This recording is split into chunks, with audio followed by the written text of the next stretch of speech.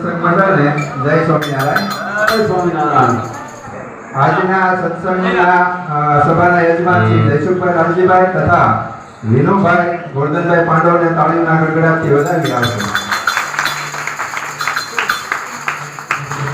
એક ધ્યાનથી નાનકડી એવી જાહેરાત છે, સાંભળજો. આપણે કેમના રાહ જોઈ રહ્યા હતા આતુરતાથી. હવે દિવસો બહુ ઝાઝા નથી. ટૂંક સમયમાં શેરો સત્સંગ સભા થાય આવતો શનિવાર. ત્યાર પછી કાર્યક્રમ આપણો સાપરી ગામે ઉજવાશે.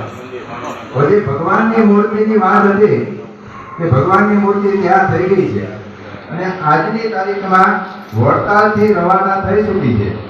એમાં કિશોરભાઈ પાંડવ અને રવેલભાઈ પાંડવ દ્વારા એ મૂર્તિને વડતાલથી લઈ અને પાંડવ પરિવારના જે કુળદેવી ટીમાણા ધામ કહેવાય ત્યાં આજે રાતે રોકાશે અને ત્યાર પછી કાલના બપોરે 12 વાગે ભગવાન આપણા ગામની અંદર પધારવાના છે.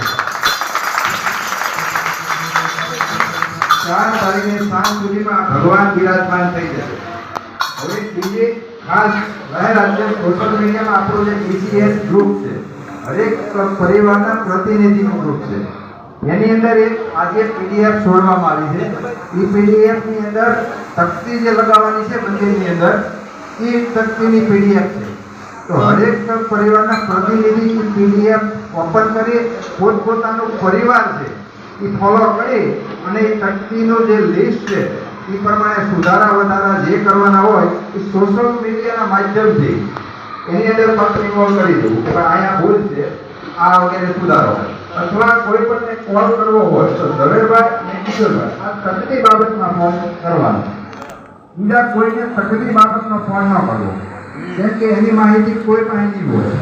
તમને સુધારો કરવો વધારો કરવો કાંઈ પણ લેખો લાગે તો કિશોરભાઈ રામુભાઈ પાંડવ અને ઝવેરભાઈ અર્જુનભાઈ પાંડવની ત્યાં એને જ ફોન કરવો, બીજા કોઈને ફોન નહીં કરવો. હવે રહી વાત પત્રિકાની.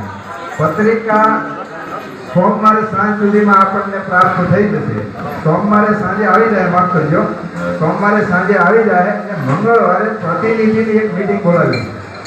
એ મીટિંગ ઝવેરભાઈ અર્જુનભાઈ પાંડવની ઘેરે મંગળવારે સાંજે 9 વાગે છે. હરેક પ્રતિનિધિ ગામના જે આપણે કુટુંબોએ નિમણૂક કર્યા છે એને 9 વાગે મંગળવારે આવવાનું અને પ્રતિનિધિ દ્વારા જે પત્રિકાનું વિતરણ થશે.